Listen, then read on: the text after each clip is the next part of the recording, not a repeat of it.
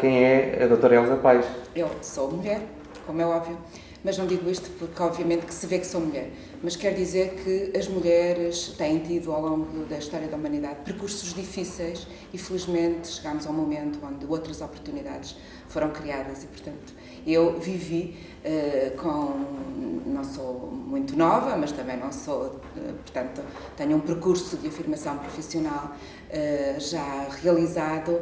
E passei por muitas dificuldades, acho que passei por mais dificuldades do que se tivesse nascido homem, porque os homens da minha geração tiveram outras oportunidades diferentes daquelas que as mulheres tiveram. Sentiu isso na pele? Senti, indiscutivelmente.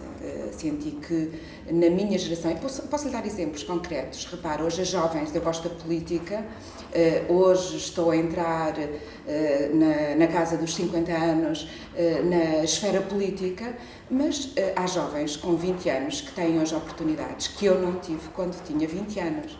E, portanto, aí estão algumas dificuldades de percurso de um percurso de afirmação, de um percurso profissional de afirmação por parte das mulheres. As mulheres eram muito reenviadas para o cuidado, para a família, um lugar importante que eu também exerci. Tenho um filho que adoro e que neste momento é um homem, mas tivemos sempre muito esta dificuldade de conciliação das nossas vidas profissionais com as nossas vidas familiares e hoje em dia esta dificuldade mantém-se. Contudo, as oportunidades no campo da esfera profissional abriram-se de outro modo que não existiam há uns anos esta parte. E se recuarmos um bocadinho mais ao tempo da geração da minha mãe, essas dificuldades eram muito maiores. As mulheres não podiam ausentar-se do país sem autorização do marido, por exemplo, não podiam exercer certas profissões, não podiam ser magistradas, não podiam ser diplomadas, portanto havia uma limitação histórica que se colocava a parte da humanidade, e somos logo metade da humanidade, pelo simples facto de termos nascido mulheres. E, portanto, o século XX foi o século da conquista dos direitos por parte das mulheres e Portugal, com a Revolução de Abril, conseguiu e garantiu e garante hoje igualdade de direitos para homens e mulheres nos termos da lei. Contudo, os processos de afirmação das oportunidades foram mais lentos e ainda hoje as mulheres, apesar de terem mais oportunidades do que tinham há uns anos atrás, não têm ainda hoje as mesmas oportunidades que os homens, porque se não vejamos, precisamos, e foi no quadro da anterior legislatura, com tradução visível nesta legislatura do governo socialista e com o nosso José Sócrates, primeiro-ministro, precisámos de uma lei da paridade para conseguir uma representação mais equilibrada de homens e mulheres na tomada de decisão política. Hoje em dia temos mulheres e homens no Parlamento, nas autarquias, também no Parlamento Europeu. Era uma realidade que não se colocava há uns anos atrás, no início da nossa democracia. Nós olhávamos para aquele Parlamento e as mulheres que víamos eram mesmo a exceção que confirma a regra, não eram muito poucas. Hoje em dia há um panorama diverso. E esta diversidade, integrada sobretudo pela aprovação desta lei, que eu acho que é uma das conquistas extraordinárias que nós temos do governo socialista, porque foi uma lei aprovada com a oposição de muitos dos partidos da oposição e com a abstenção de outros, mas é uma lei absolutamente central para o aprofundamento da democracia, porque está hoje provado que equipas mistas são equipas mais diversas porque constroem soluções mais inovadoras, têm olhares diferentes sobre o mesmo problema e, portanto, as soluções resultarão seguramente muito mais ricas. Portanto, integrar homens e mulheres, quando eu afirmo o dossiê do género, não quer dizer, e recuso-me fazê-lo, não quero entrar de facto numa luta de sexos, não é esse o patamar das minhas afirmações e da promoção que eu faço da igualdade de género. A forma como eu vejo a igualdade de género é a conquista de iguais oportunidades para homens e para mulheres e a constituição de equipas mistas, porque as mulheres saem hoje em dia das nossas faculdades com belíssimas notas, como sabe. 60% das pessoas que saem das faculdades são mulheres, quer dizer que elas qualificam-se, estão no mercado de trabalho com altas qualificações. Depois, assiste-se a um fenómeno que, em linguagem mais de técnica, nós chamamos o fenómeno pés de chumbo, e eu vou traduzir o que é que isto significa, ou teto de vidro, que impede as mulheres de chegar aos lugares de topo, ou seja, as mulheres estão na base das carreiras. Nós temos as mulheres portuguesas, no quadro da União Europeia, são as mulheres que mais trabalham. A taxa de trabalho feminino em Portugal anda na linha dos 61,5%, era 62,5%, desceu 1% por via da crise, mas ainda assim é das taxas de trabalho feminino mais elevadas da União Europeia. Portanto, as mulheres portuguesas trabalham muito, mas trabalham, sobretudo, ficam muito na base das carreiras, porque quando é necessário todo o investimento que também as carreiras exigem, de não interrupções por motivos de conciliação, de muita coisa que se coloca a uma carreira, desde logo a interrupção é uma das barreiras também à progressão. Portanto, e estas interrupções que as mulheres fazem porque têm que cuidar ou dos filhos, ou da própria casa, ou das pessoas mais idosas, dificulta-lhes este progresso na carreira e faz com que não cheguem aos lugares de topo. Não é por acaso que, ao nível da tomada de decisão nas empresas, nós temos uma baixíssima taxa de mulheres no topo da hierarquia desta tomada de decisão. Posso dizer-lhe que no PSI 20 apenas uma mulher é presidente do Conselho de Administração das empresas que estão no PSI 20. E de todas e das outras que estão também das grandes empresas, apenas 3,8% de mulheres têm assento no Conselho de Administração. É de facto muito pouco, se tivermos em linha de conta que elas até saem das faculdades com belíssimas notas. Na política, a questão colocava-se da mesma maneira.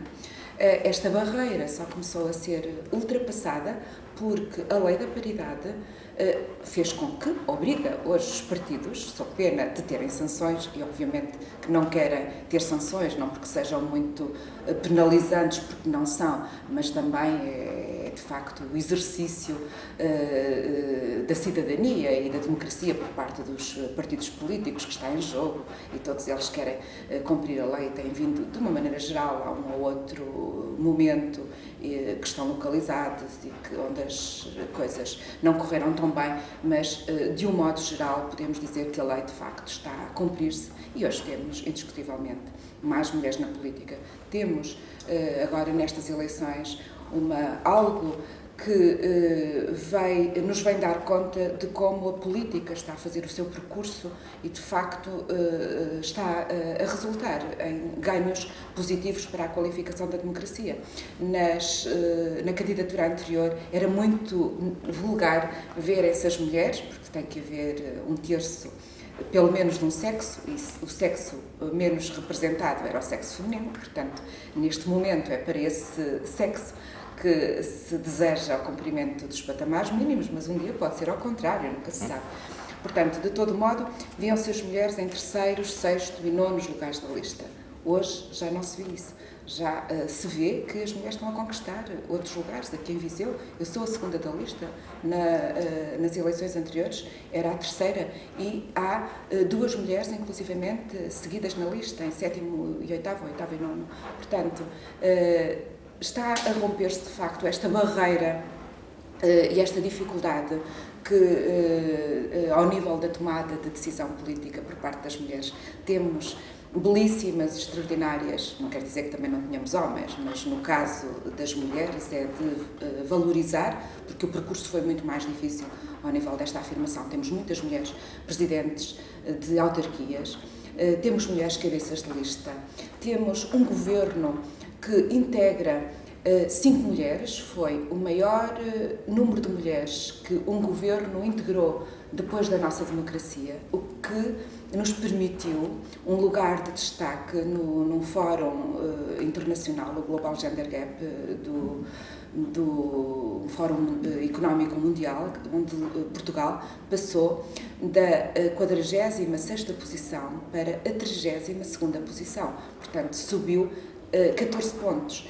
14 pontos num quadro de poucos anos, ou seja, Isso traduz o investimento que o nosso país fez ao nível da garantia de oportunidades para que as mulheres pudessem, como hoje estão, num patamar mais igualitário com os homens, discutir e digamos, exercer as suas profissões, quer na vida política, quer noutro espaço qualquer. Portanto, isto é uma conquista da democracia e eu só posso felicitar os portugueses e as portuguesas e a mim própria por Portugal ter avançado nesta linha, porque é uma linha de justiça social. Não faz sentido metade da humanidade, pelo simples facto de ter nascido mulher, ter sido arredada do exercício da cidadania e de ter sido arredada do exercício de uma profissão em função das suas competências. Nós temos que garantir oportunidades em função das competências,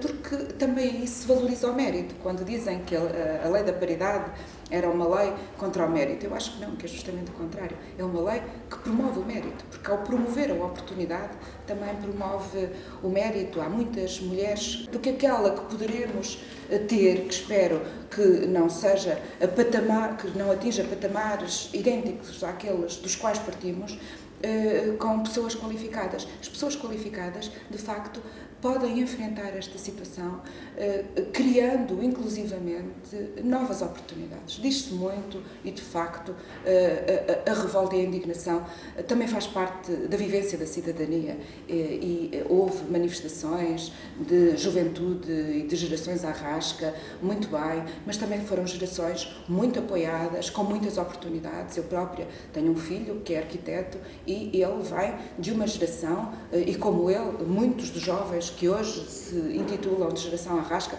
vêm de uma geração muito protegida, muito apoiada, como eu não fui. Portanto, está na altura desta geração também arregaçar as mangas e dizer, ok, temos qualificação, vamos ver o que é que podemos fazer pelo nosso país. O momento da crise, eu costumo dizer que também é um momento de oportunidades.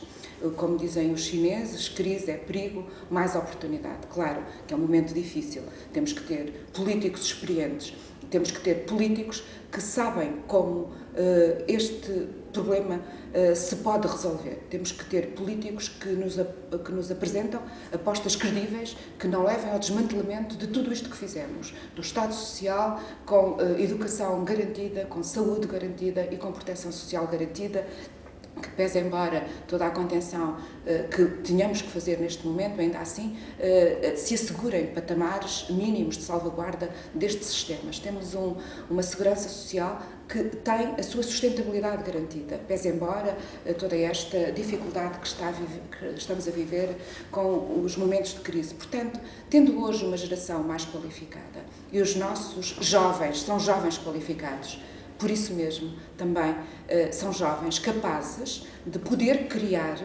novas oportunidades, arregaçar as mangas e verem, porque não há soluções pré-definidas. Em cada local nós temos um país extraordinário, um interior que tem potencialidades muito grandes ao nível da aposta na agricultura, no artesanato, em economia social. Portanto, venham daí os jovens qualificados, venham também para o interior do país, apostem em empresas inovadoras e criem e ajudem o país, ajudem-nos e ajudem-se a resolver esta crise. Islândia é um exemplo de um país que também viveu um momento difícil e hoje dizem os islandeses que esta dificuldade já está a transformar-se numa oportunidade, porque estão a encontrar novas formas de exercício da política, novos estilos de liderança, onde se integrem recursos e não se desperdicem recursos nem oportunidades. Ou seja,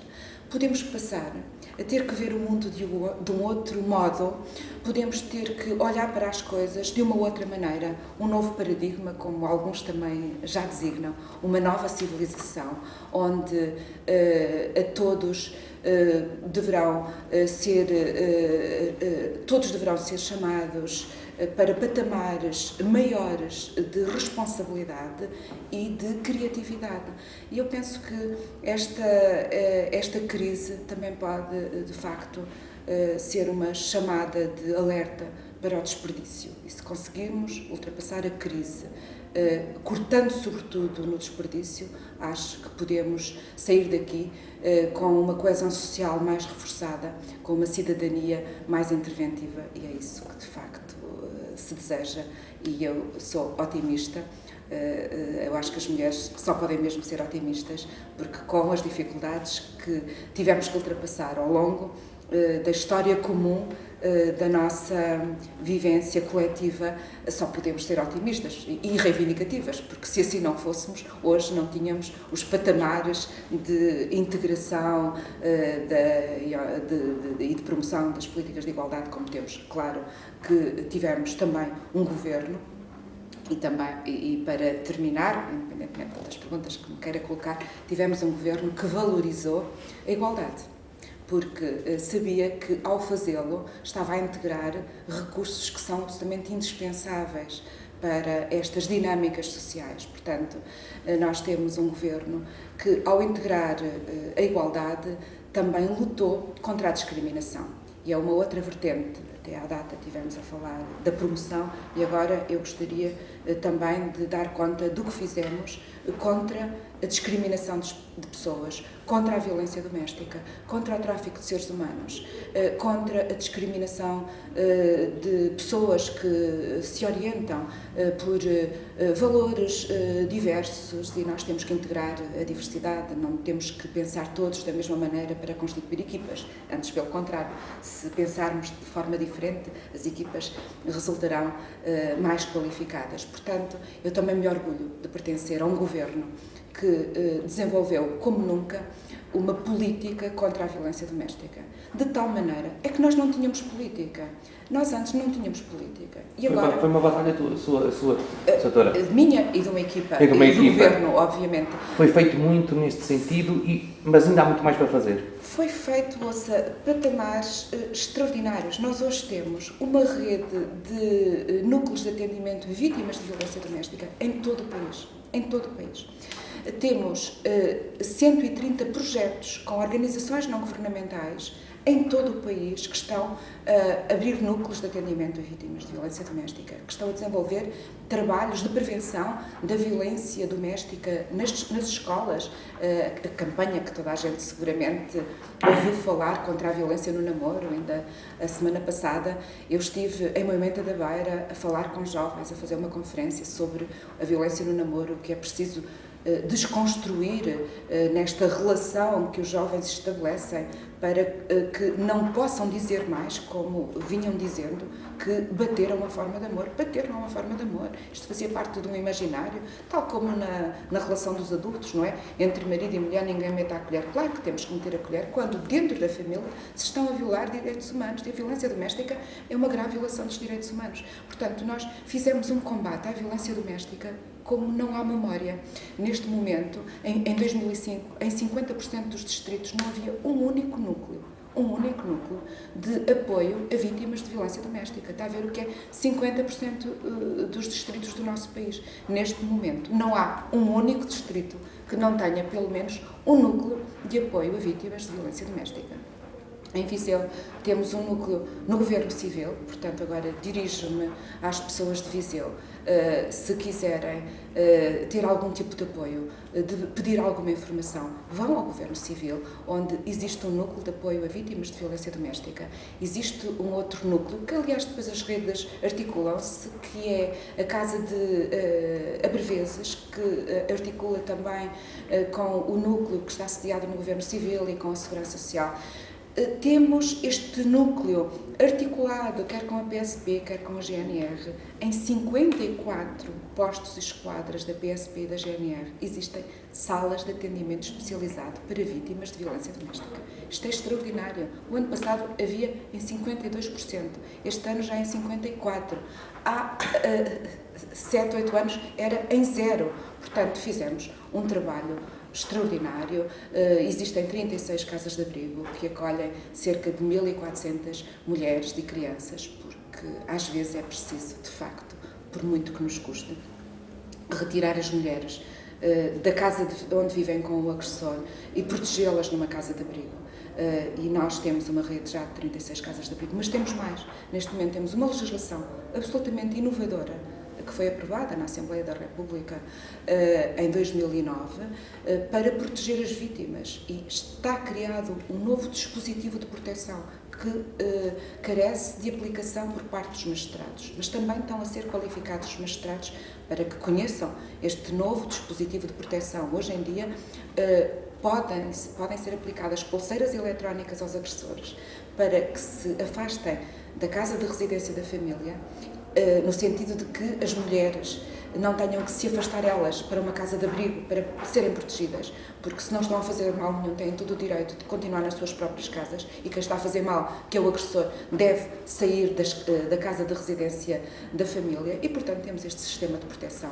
Também há uns pejas, que é tipo o telemóvel, também só pode ser atribuído pelo magistrado, que pode ser dado às vítimas para elas carregarem num botão e imediatamente, através de um sistema GPS, são identificadas e a polícia, PSP ou GNR vai em seu socorro. Isto não existia, é inovador. Não existe em muitos países na União Europeia que tenham este sistema. Só existem 2, Portugal e Espanha.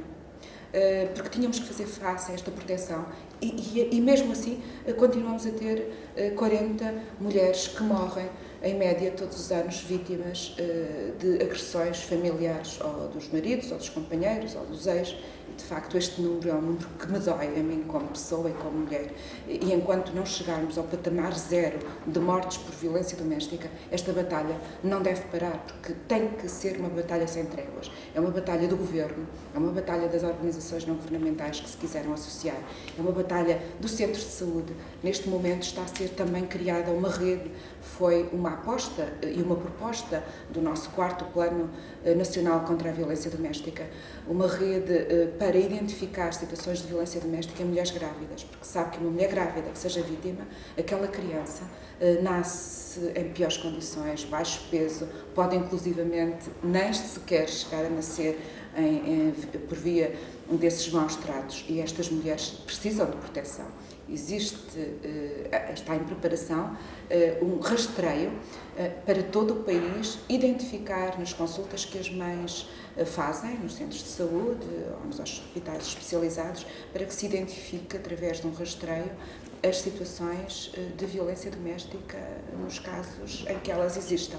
E, portanto, temos aqui um combate único que nos orgulha, e ainda assim, apesar de todo este combate, continuamos a ter mulheres que morrem e continuamos a ter mulheres que são agredidas, mas sobretudo temos hoje mulheres que têm coragem, e são cerca de 31.000 mulheres por ano que já têm coragem de ir à PSP, à GNR, pedir apoio e quererem que aquele agressor seja condenado. Portanto, são 31.000 as mulheres, sobretudo mulheres, também há homens, são 15% os homens que também são vítimas, mas 85%, que é a grande maioria, são mulheres, têm coragem.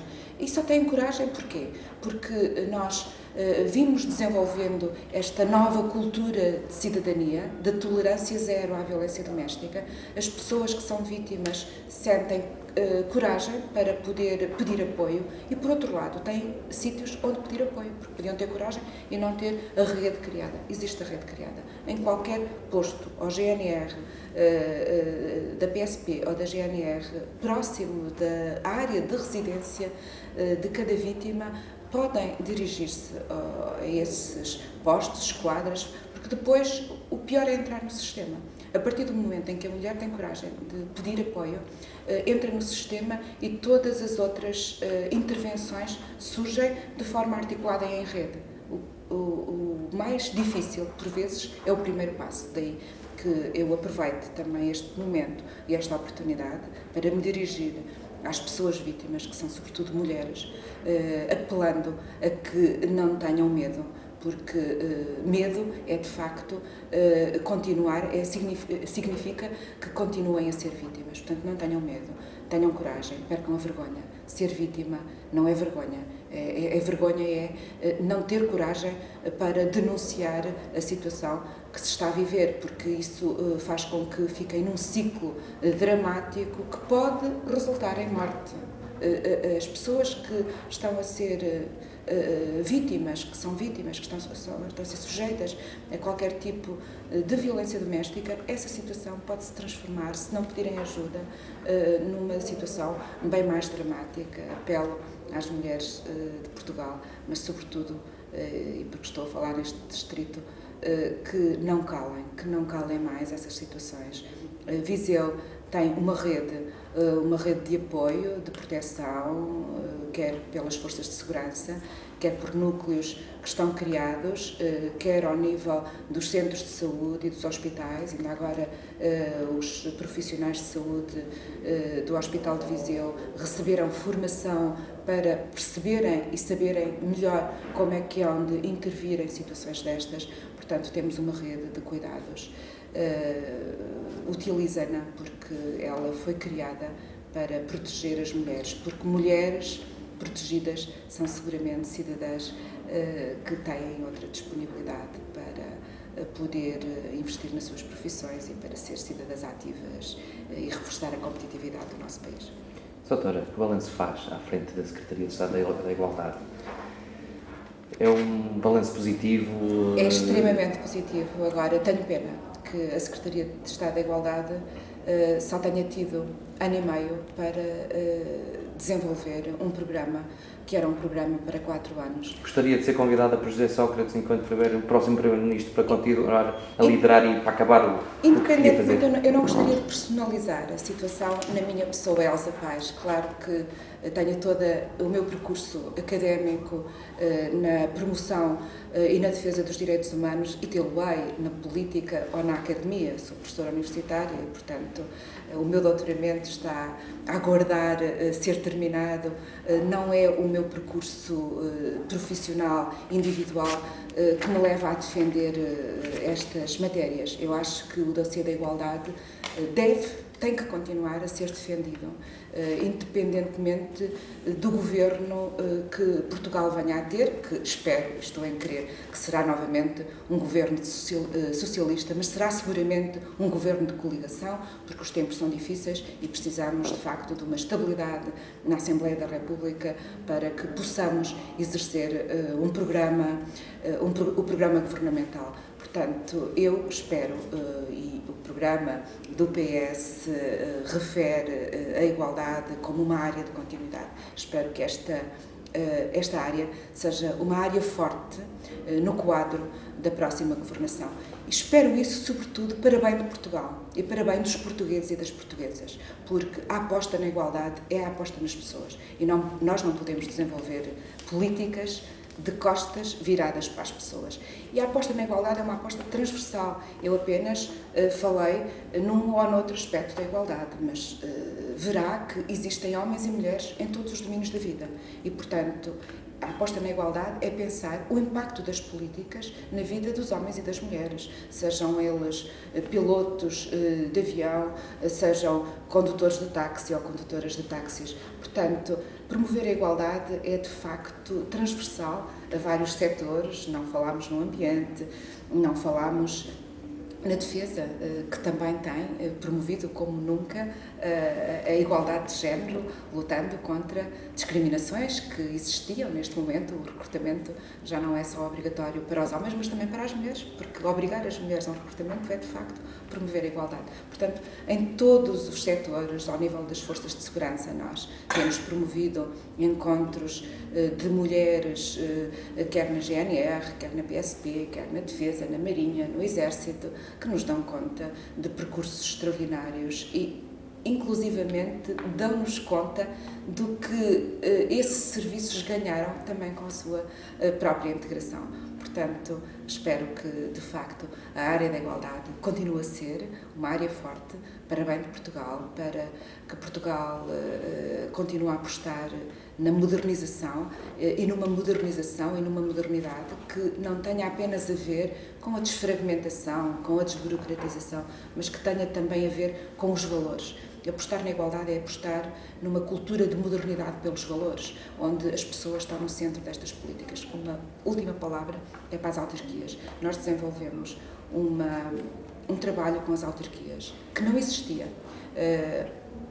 Há meio ano Havia apenas em 11 autarquias, porque é um trabalho que, para se concretizar, levou algum tempo, como costumamos dizer, a fermentar, não é? Tivemos que preparar as coisas para que neste momento isto seja uma realidade. Havia 11 autarquias com planos para a igualdade. Neste momento são 115. 115, mais de um terço das autarquias estão a desenvolver, já estão, não vão, estão no terreno. Não é um projeto que vai acontecer, aconteceu. Acabámos de encerrar esta candidatura que foi aberta em dezembro, acabou de ser encerrada há coisa de 15 dias. Portanto, os autarcas do nosso país, 115, têm nas suas autarquias planos para a igualdade. No distrito de Viseu são 12 as autarquias que têm planos para a igualdade, mais a região de Lafões, de todos os quadrantes políticos, sem exceção, porque tinha mesmo que ser, e portanto esta sensibilidade é transversal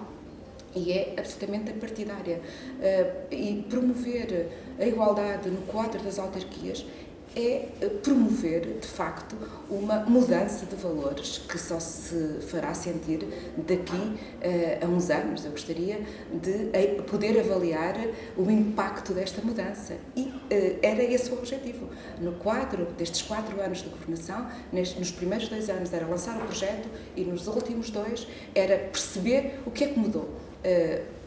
Esta legislatura vai ser interrompida, mas espero que a próxima legislatura possa avaliar o impacto desta política na vida das pessoas e, sobretudo, na mudança da cultura organizacional, também das autarquias, onde homens e mulheres integrem equipas e possam, com as suas competências e qualificações diversas, construir soluções mais inovadoras e dinâmicas para os municípios, que, ao fim e ao cabo, esse é o objetivo central das autarquias, é melhorar a qualidade de vida dos seus municípios.